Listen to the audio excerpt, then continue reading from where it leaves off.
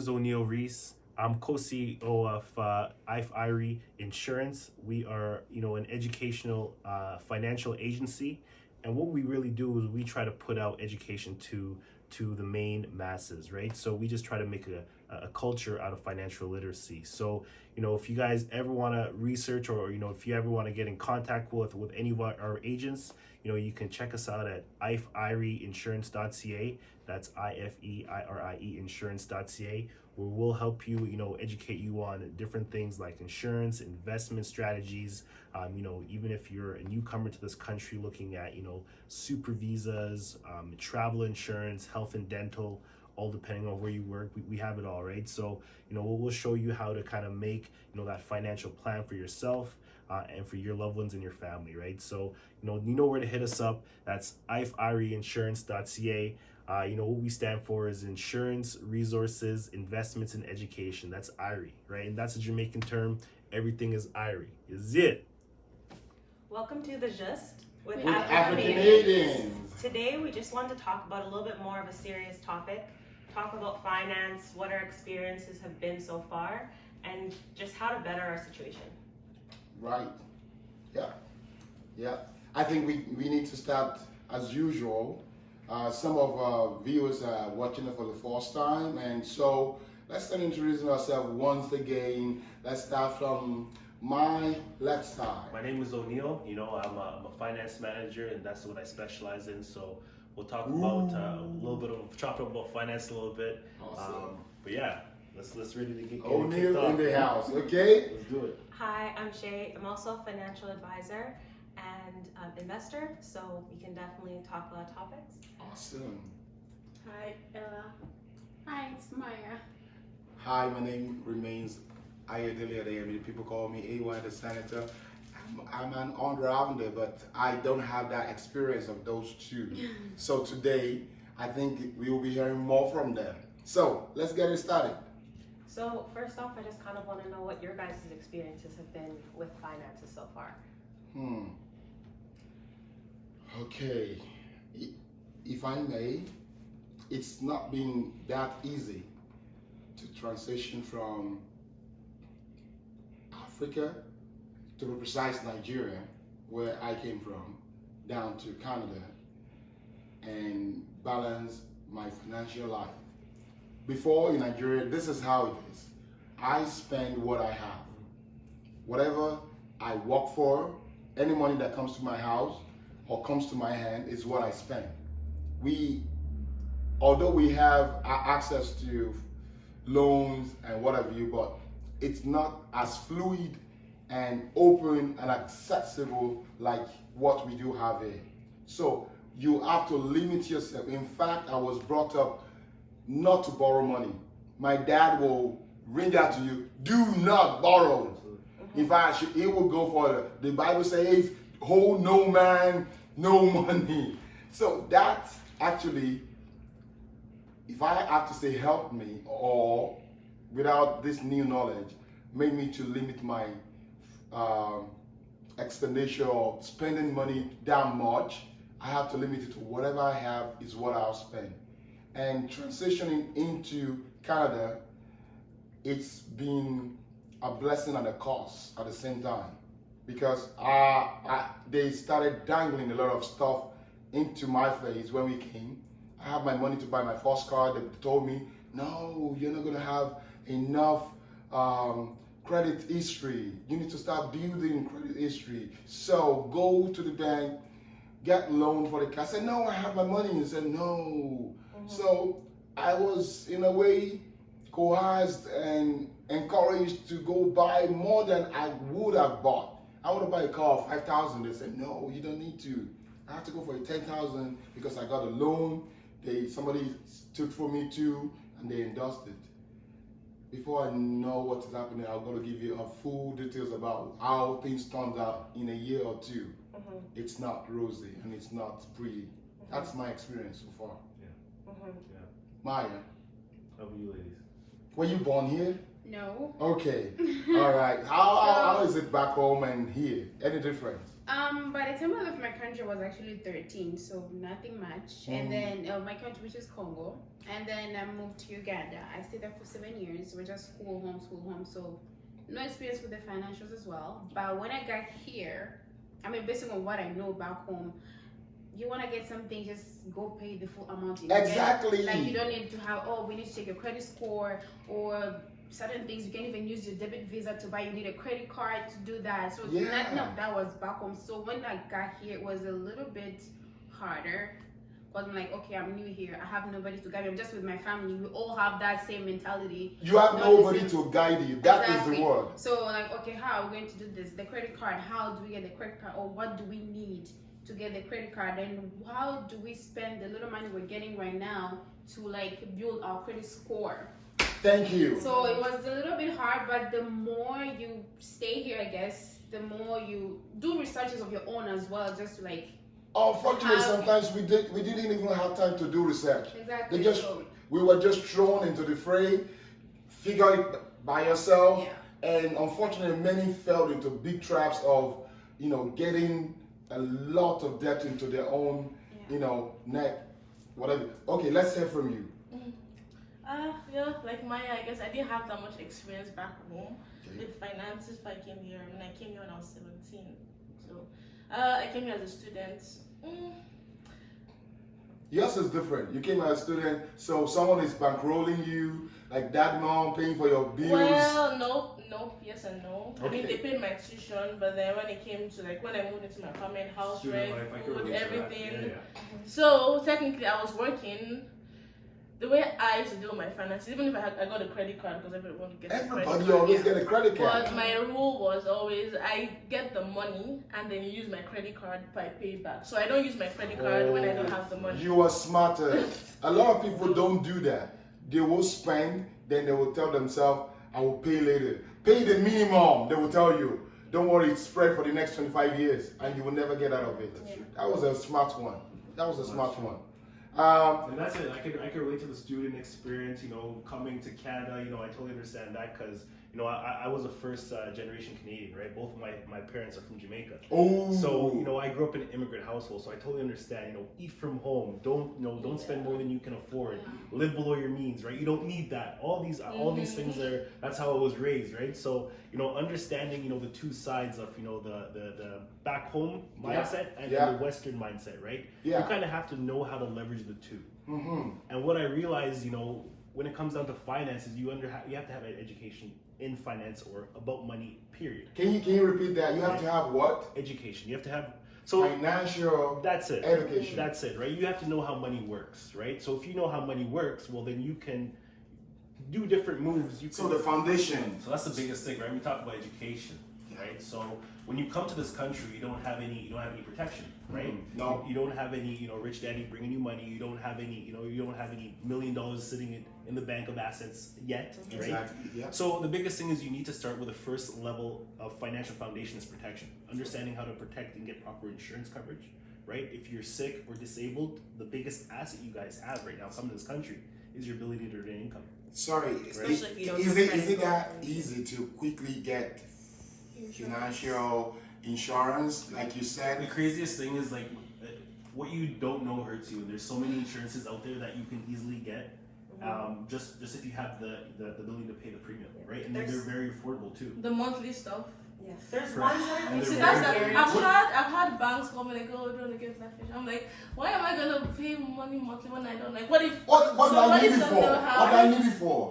why you would want to have it is you don't obviously plan for anything bad to happen. Okay. But the Shoot it. possibility of something bad happening is there, and once it happens, what's your plan? That's the thing is Like that's that's- taboo You in our- have a in our savings that culture, you're right? going to just drain when you get sick, and then now you get better, and now you're starting from the ground up again because So you it's- drained all it's of literally your the protection. cheapest money that you're Oh, able to there's buy. sickness insurance. Correct. Whoa. There's sickness insurance, there's life insurance. So even if you think of a situation where you pass away, a funeral is about $15,000. At least. So At are least. you gonna have all your family create GoFundMe pages and drain all your friends of their money so that they can pay for your funeral, or are you going to buy protection so that if something happens, the bank takes care of you, the insurance company takes care of you and pays it all, so then your family can just mourn the loss and move forward, right? And at the end of the day, right, you don't have any income if you're sick, disabled. You come here, you're working, as you said, 3-4 jobs. You're trying to make ends meet. Now, if something happens to your health and you can't work, what do you do? That income's not What going do to you? come No, in. seriously, what do you guys do? That's why Take a break. I think a lot of people But if do. you don't have And then what income happens coming in in, 8 how months long is can you drain take your a break? account, right? Exactly. You have mortgage due. Maybe you have kids that need fed. Maybe you have a dog that needs fed. What are you How gonna do about if you're EI? looking at your bank account and it's zero? EI, so what EI will do, right, is typically they're going to pay you half of your income. But if you can only, you can't survive on half of your income. There's also a limit Right. on EI. There's So a limit. sometimes there could be a situation where you're out for like 2 years. I, EI will that pay for happened 2 years. to me at a particular time. I was collecting EI, and it was sweetening me like, oh, free Staying at home, free yeah. money. And when it got to 6th month, I just got an email that we will be stopping your EI going forward. I'm like, I'm still sick because I hurt my back. I was working as an EA in school, and my back was not, it was really bad. I'm like, they said, because there is a contribution from you Yes. to that. I didn't know how the system worked. Right. Talking about education. So they had to, because I was fighting it like, this is racism. It's because I'm black. You don't want to pay me. Yeah. They told me the system will be paying me when I'm sick. They said, then someone had to call me, educate me on it. Like, see, there's a contribution from government are not stupid. This organization are not stupid.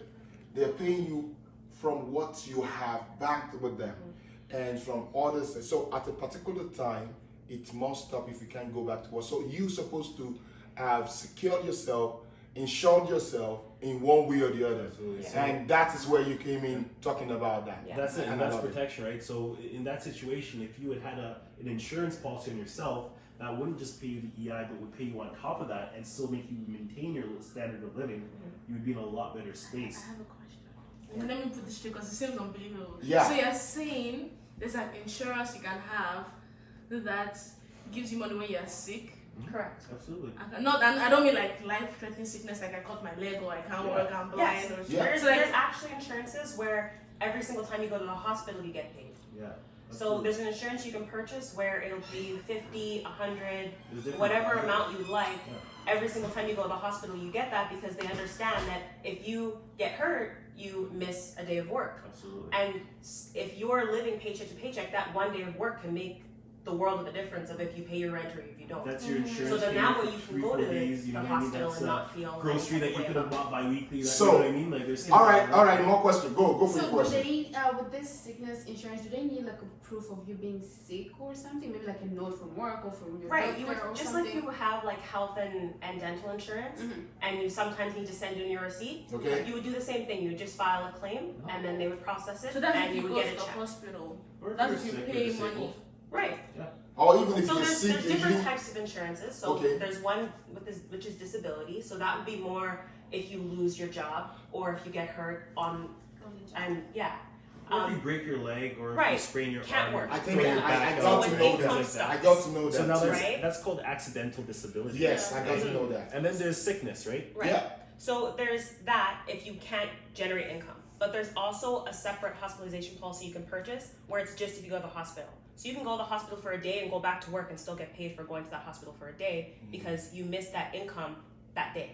So if you know kind of what you're bringing in on a general day at work, you could make that hospitalization that price. So Awesome. then you know that you So can just is it advisable for a new immigrant, someone that just came to the country, started a job, first job, second job, few months, to quickly tap into these resources to, get themselves covered, have something to cover themselves, even when they are so elderly, they're in their 20s or 30s and still strong, not that they're expecting any disability You or don't sickness. want to get it when you're hurt because it's like getting car insurance. You don't get in an accident and then get car insurance. You get car insurance before the accident. I love right? the way when every insurance person bring in the car insurance thing because it works. Yeah, it's true. You don't wait for the And accident. it's actually cheaper when you're young, and you can lock yourself in for 10, 20, 30, even a whole lifetime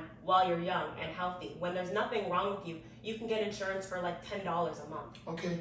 All right. Enough of insurance now. I get it. Can you move to the next? So as you're talking about, that's the first level of, Okay. of financial foundations protection. You move to the next level, as you said, we're talking about a fresh immigrant that just comes, they don't have that much cash flow, and that's the second level is cash flow, debt management, understanding where your money's coming and where it's going. Okay. Right. So the first level is protecting your money, protecting your ability to earn income. Even when you've not even established enough money, but first put protection. The average claim in Canada is about 8 months. So if someone is disabled in Canada, the average person is off for between 6 to 8 months. Yeah, so that's think what about I that got. newcomer now that comes in.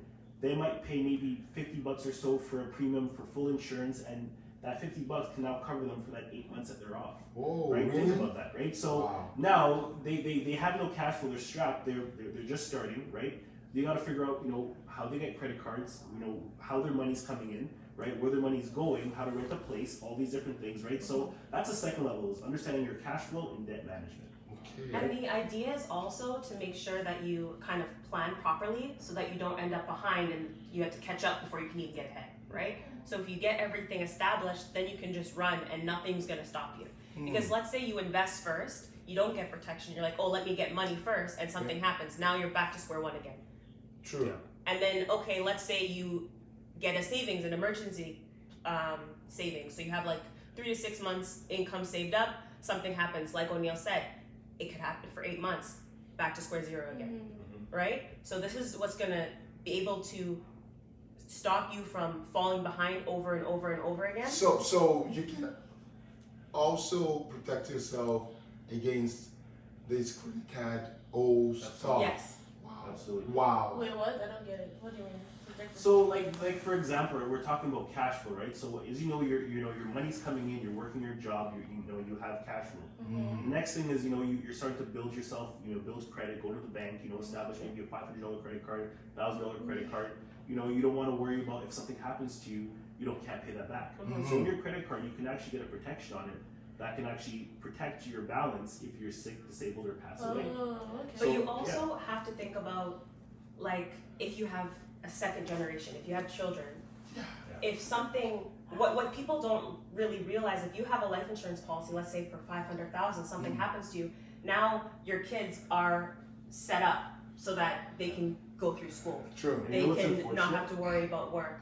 Now, if the opposite happens, you have nothing saved, it's really hard to save $500,000 on your own. True. Right? True. If there's a situation where something happens to you, now the kid has a GoFundMe page or they're paying out of pocket for everything. Now you've kicked them back behind. Right? So now they're starting from behind and have to just catch up to square zero, where you have other children that are now having a net worth of $100,000. They can invest that and have like $1,000 coming in a month, go to school, and they're set up to succeed, and now that other person's disadvantaged. And that's a taboo in our culture. We don't talk about these Wait, things. We don't. I feel like I don't know about other people, but my biggest problem is insurance. When they tell me, "Oh, do you want to get life insurance?" My question is, what happens? Which is a good thing if nothing happens to me. Where does all that money go? There are insurances where you can get return of premium, so that if you don't use it in the time frame that it's given, you actually can get your money back. But back to what you said is, like you said, what if something happens to you? You said life insurance. Remember, there's different types of insurance. There's life, there's health, there's disability, there's hospitalization, and there's health and dental. So there's different layers of insurance, but if you talk about life insurance, there's two things that are guaranteed in life. Okay. It's taxes and death. Whoa. So why wouldn't you buy life insurance? In this part of the world, those two things are guaranteed. Taxes and death. Right? So you're literally guaranteed to be leaving the next generation a legacy. Yeah. So at the end of the day, and if you purchase now, it's literally like for something your age, it would be like between $10-$20. It's the cost of a sandwich or a burger. You know what? I learned this the hard way. I started protecting everything I buy, even if it is just a TV. I pay for protection. I'm traveling, I bought a ticket, I have to pay insurance on it because I learned the hard way. We traveled to UK, London, and the train was late 15 minutes when we were about returning because I didn't protect my ticket. They didn't lift us. We had to buy another ticket. No, but that's the other thing is that people will insure their phones, they'll insure their house, they'll insure their car, they'll insure their TV, and they will still be like you and be like, well, why would I need life insurance? Exactly. And you are the reason that all these things are here. Because it's not an African thing. Wait. I think when the person told me about the life insurance, I think they said that life insurance is only for when you have like a tragic accident. No. They didn't say if you have like, so what if I don't have any tragic accidents? No, So because you don't even know when you But can the thing sleep is and not wake a up. funeral is guaranteed to be around 12 or 15,000. Your parents or your loved ones are not going to dig a hole in the ground in the backyard and put you in it. No. Right? So you could at the very minimum do that and maybe cover any little credit card you have, any maybe school loan. It doesn't have to be $1 million. It can just be Well, there's actually a method 20,000. when you want to calculate how much insurance you want. And we have in the insurance industry, we have something called the DIE method. And that stands for death, income, mortgage, and education. So when you think about that, you got to calculate how much current debt you have. Do you have a mortgage? Do you have a car? Do you have loans? Do you have student loans? All right. So some people on average may have maybe $50,000 worth of debt. Maybe if you have a house, you have $450,000 of debt. True. Right? True. Okay, Yeah. so 450, and you have 2 kids. Okay, so now you probably need at least $450,000 worth of life insurance. Okay, your income. So think about when you die, who replaces your income? What's going to happen to your kids? You're going to go to the state. Because what happens now is your asset gets your whole estate, when you die, gets taken by the government.